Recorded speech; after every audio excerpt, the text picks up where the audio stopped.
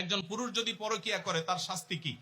পুরুষ যদি পরকিয়া করে কিংবা নারী পরকিয়া করে শাস্তি একই।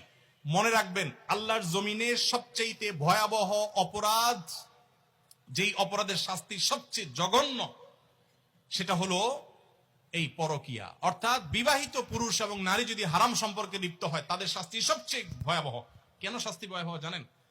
এক সময় আমি গত কিছুদিন আগে বাংলাদেশে এক ভাইকে থাইল্যান্ডে দেখা হয়েছে, অনেক বয়স। ওনাকে জিজ্ঞেস করলাম বাচ্চা কাচ্চা কয়জন, বললো যে 2 জন। তো বললাম এত কম বাচ্চা কাচ্চা, কোনো বিধিনিষেধ আছে নাকি? বলে না ভাই, এক সময় আমাদের এই দেশে, থাইল্যান্ডের কথা আমি বলছেন, যে সন্তান বেশি নিলে সরকার পারমিট করতো না, 2টা বেশি পারমিশন দিত না। আর এখন সরকার উল্টা, বরং সন্তান বেশি নিলে আরো ভাতা দেয়। একই সমস্যা চায়নাতে। চাইনিজরা বিয়েকে মানে সন্তান গ্রহণ করার ক্ষেত্রে অনেক কড়াকড়ি করেছে। এখন বর্তমানে চাইনিজ সরকার পাগল পড়া হয়ে যাচ্ছে, কারণ জেনারেশন গ্যাপ তৈরি হচ্ছে, সন্তান কেউ নিচ্ছে না। ইতালিরও একই অবস্থা। গোটা পৃথিবী আজকে সাফার করছে এইগুলোর কারণে। কিগুলোর কারণে? এই বিবাহ বহির্ভূত সম্পর্ক যত বেশি কোন সমাজে চালু হবে, সেই সমাজে মানুষের জন্মের হার কমে যাবে। মানুষ বিয়ে করবে না, ওই অবৈধভাবে তার চাহিদা পূরণ করবে এবং সন্তান জন্মের হার কমে যাবে, ওই ভয়াবহতার দিকে চলে যাবে। এই জন্য এটাকে হারাম করা হয়েছে এবং মৃত্যুদণ্ড এটার শাস্তি। কোন স্বামী কোন স্ত্রী যদি পরকীয়া লিপ্ত হয়, আল্লাহর জমিনে সে সবচেয়ে বড় অপরাধী। শিরকের পর যে বড় অপরাধগুলো, তার মধ্যে থেকে একটা। অতএব এখান থেকে বেরিয়ে আসতে হবে আল্লাহর ভয়ে এবং তাদেরকে নসিহা করতে হবে। নবী সাল্লাল্লাহু আলাইহি সাল্লাম পরকীয়ায় যারা আসক্ত, বা অন্যের মানে একজন পুরুষ হয়ে নারীর প্রতি, নারী হয়ে অন্য পুরুষের প্রতি যারা আসক্ত, তাদেরকে বলেছেন তোমার স্বামীর কাছে, তোমার স্ত্রীর কাছে যা আছে, অন্য নারী বা অন্য পুরুষের কাছে একই জিনিস আছে, ভিন্ন কিছু নয়। অতএব শয়তান তোমাকে বুঝায় না তুমি ওখানে গেলে সুখ পাবা, শান্তি পাবা। অতএব এগুলো থেকে আমাদের বেরিয়ে আসতে হবে। এরপরে প্রশ্ন হলো 3 নম্বর প্রশ্ন ভাই। 3 নম্বর প্রশ্ন হলো আল্লাহুস সামাদ, এই আয়াতের অর্থ কে বলতে পারবেন? হাত তুলবেন শুধু। ও যে দাঁড়িয়ে মুরব্বী, হ্যাঁ বলেন, আপনি বলেন।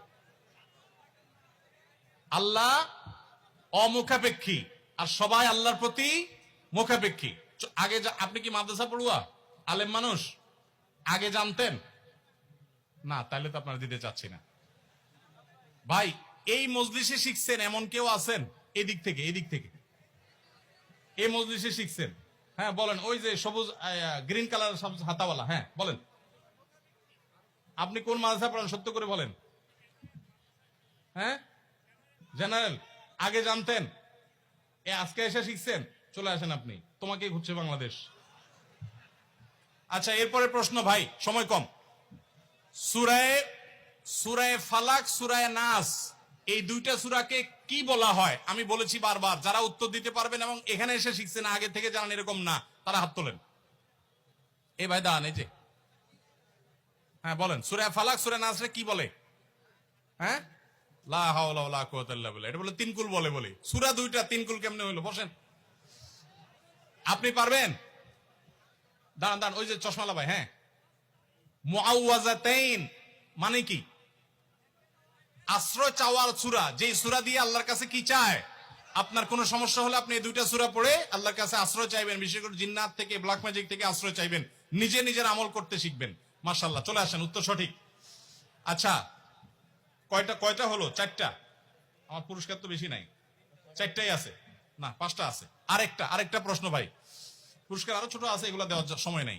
আরেকটা প্রশ্ন দিয়ে শেষ করতেছি, সেটা হলো সূরা ইখলাস নাজিল হয়েছে যেই ঘটনার প্রেক্ষিতে, আগে থেকে জানতেন না, এখানে এসে শিখছেন, এরকম মানুষ কে আছেন? আচ্ছা, এই কোটালা ভাই বারবার দাঁড়াইছে, বলেন। একটু থামেন। মাশাআল্লাহ, উত্তর সঠিক। নবী সাল্লাল্লাহু আলাইহি সাল্লামকে মক্কার মুশরিকরা জিজ্ঞাসা করছে আল্লাহর বংশ পরিচয় কি? তখন আল্লাহ এই সূরা নাজিল করে বলেছেন যে আল্লাহ রে বেকুবের দল, আল্লাহ কাউকে জন্ম দেন না, আল্লাহকে কেউ জন্মও দেন না। তার যদি আবার স্রষ্টা খুঁজো তোমরা, বা জন্মদাতা খুঁজো তোমরা, তাহলে তিনি স্রষ্টা হলেন কিভাবে? স্রষ্টা তো তিনি, যার কোনো সৃষ্টিকর্তা নাই। তিনি সবার সৃষ্টিকর্তা, তিনি তো মহান সৃষ্টিকর্তা। এই জন্য এই সূরা নাজিল হয়ে তাদের জবাব দেওয়া হয়েছে। অন্য আরেক বর্ণনায় আসছে, ইহুদিরা বলছে সবাইকে আল্লাহ সৃষ্টি করছে, তাহলে আল্লাহকে সৃষ্টি করছে কে? তাদের সে মূর্খতা সুলভ প্রশ্নের জবাবে এই সূরা নাজিল করা হয়েছে। এই জন্য এই সূরাকে যে মহব্বত করে, আল্লাহ তাকে মহব্বত করে। এই সূরার মহব্বতের কারণে জান্নাতে চলে যায় মানুষ। ভাইয়ের উত্তর সঠিক, চলে আসেন।